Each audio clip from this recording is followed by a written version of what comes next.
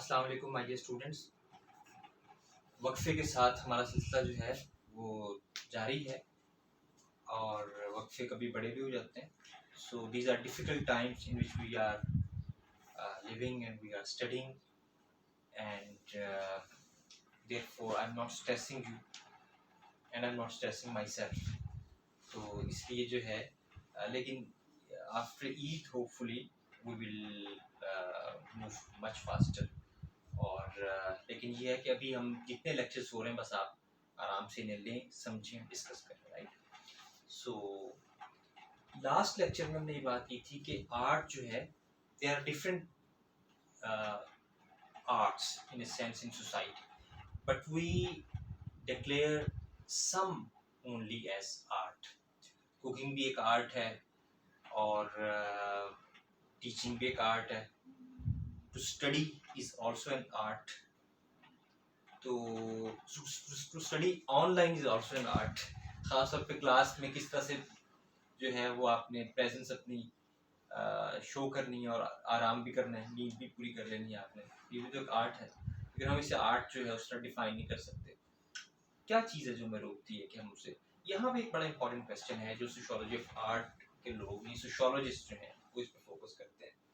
एक तो ये मैं बार बार रिपीट कर रहा हूँ इस बात को, but this is a central notion कि आर्टिस्ट जो है वो जिस तरह आर्ट को देखते हैं that is different from the view sociologist view art, right. Sociologist see art, that is quite different. और उसमें बेसिक डिफरेंस है वो ये है कि आर्टिस्ट जो है और इवन कॉमन सेंस जो अप्रोच है आर्ट की वो ये है कि we for example say that if we ask a common person, आप ये बल्कि रिसर्च थोड़ी सी करें, पूछे लोगों से कि आर्ट से उनके ज़हन में क्या इमेज आता है, तो आर्ट से उनके ज़हन में कुकिंग नहीं आएगी, गार्डनिंग नहीं आएगी। इवन उनके ज़हन में जो है मोस्ट ऑफ द टाइम्स सबसे पहले क्या चीज़ आती है। चलिए अपने आप से आप पूछें कि आर्ट का या आर्टिस्ट का लफ्ज़ आते ही फ़ौरन आपके ज़हन में क्या आता है, उसे ज़रा लिख लें आप कि क्या आपके ज़हन में आया, राइट।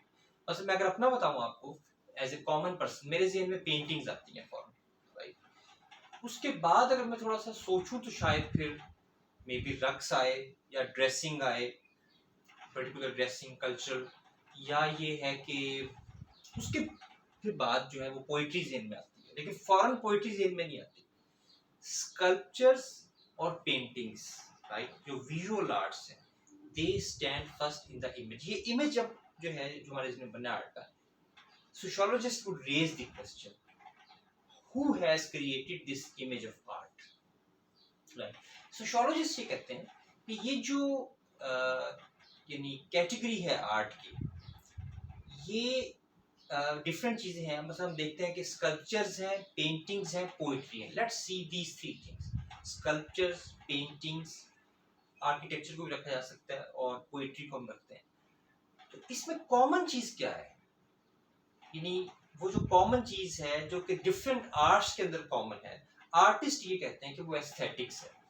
और वो एस्थेटिक्स जो है लिहाजा पूरा फील्ड भी है, फिलोसफी का भी फील्ड है एस्थेटिक्स जो है, ये थ्योरी ऑफ आर्ट जो है, theory of aesthetics.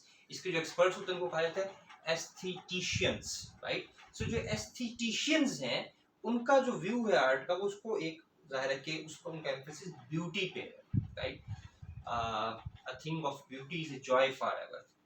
Beauty lies in the eyes of beholder. There are many sayings about beauty. Beauty को डिफाइन करना बड़ा मुश्किल है। क्या ब्यूटी का कोई एसेंस है? इन एसेंस का मतलब क्या होता है कि जो पोइट्री में, आर्किटेक्चर में, किसी गजल में कॉमन हो, उसको हम कह सकेंगे कि ये एसेंस है आर्ट का, राइट।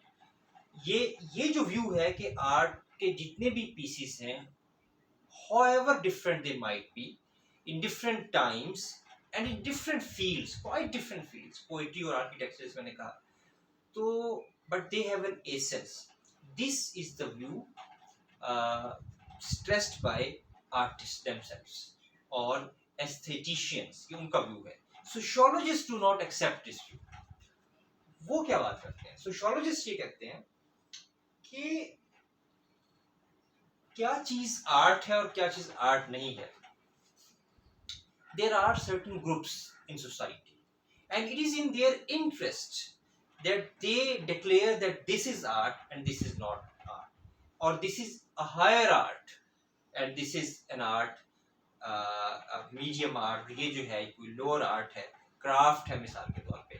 तो ये व्यू है सोशियोलॉजिस्ट का। सोशियोलॉजिस्ट क्योंकि देखते हैं कम्युनिटी को, ग्रुप्स को, and how different groups in society compete with one another. ठीक है, तो अगर हम यहाँ पे एक लफ्ज में यूज करूंगा बिल्कुल डिफरेंट मानों में, यानी डिफरेंट से मुराद है कि बहुत वाइडर मानों में। एक लफ्ज हम यूज करते हैं, बहुत कॉमन लफ्ज है, पाकिस्तान में सबसे ज्यादा यूज किया जाता है, पॉलिटिक्स। पॉलिटिक्स जो है in the wider sense it is basically related to power, and it is related to basically conflict and competition between different groups, and how different groups are able to construct their discourse।